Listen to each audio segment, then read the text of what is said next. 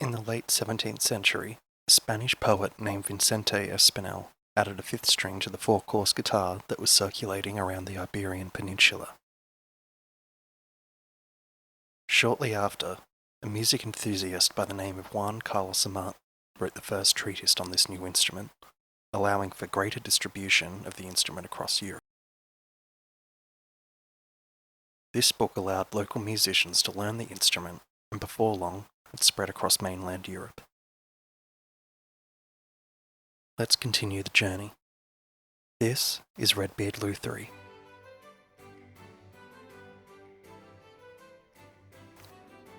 We can imagine Amat's method being distributed among local musicians in Barcelona, where it was first printed.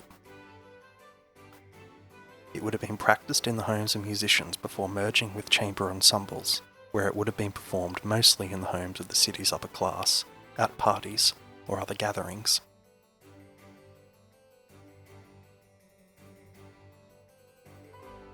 The guitar would have intrigued many of the audience members. It has the ability to play delicately, drawing in the listener like a lute, while also being able to become a percussive and explosive instrument, providing a strong harmony with a driving rhythm.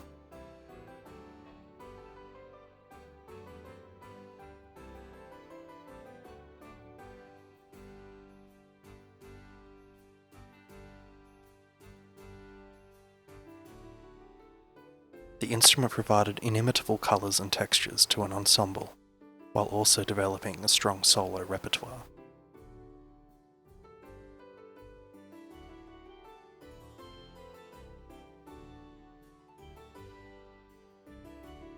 Considering this, it is no surprise that within 3 decades, the guitar had spread from Spain to Italy and France, while making its way from an instrument appearing in the local music settings to royal courts around Europe.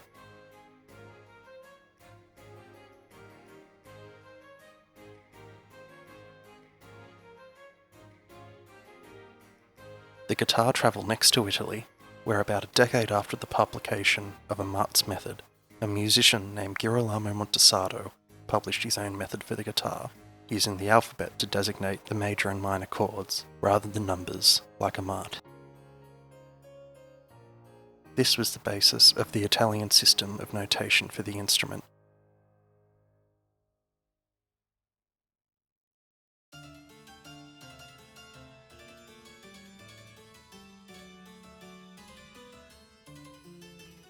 An important guitarist who was responsible for the development and distribution of the instrument was the Italian master, Francesco Corbetta. He was employed by the nobility for several years before settling in Paris, where he may have been employed for a time by Louis XIV. In Paris, he met King Charles II of England while he was living in exile. When Charles was restored to the throne in 1660, Corbetta travelled to London with the king and became the Queen's guitar teacher and court musician.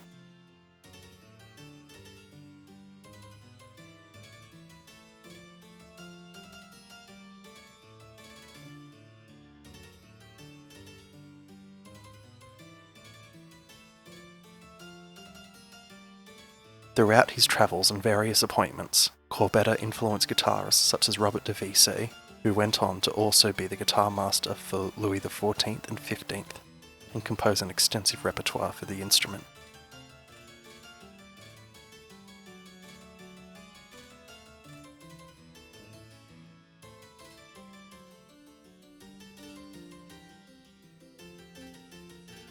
Robert de Vise's music seems to be better documented than his life. He has left behind 2 books of solo guitar music alone, which has 12 suites between them.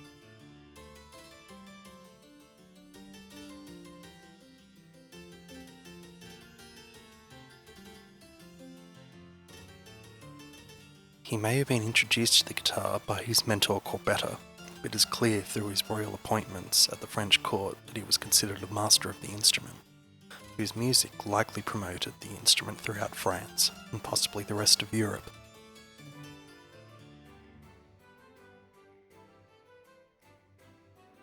We have arrived at the end of this chapter with the body of the instrument complete. I look forward to sharing more of the story of the Baroque guitar in the next chapter. This is Redbeard Luthery.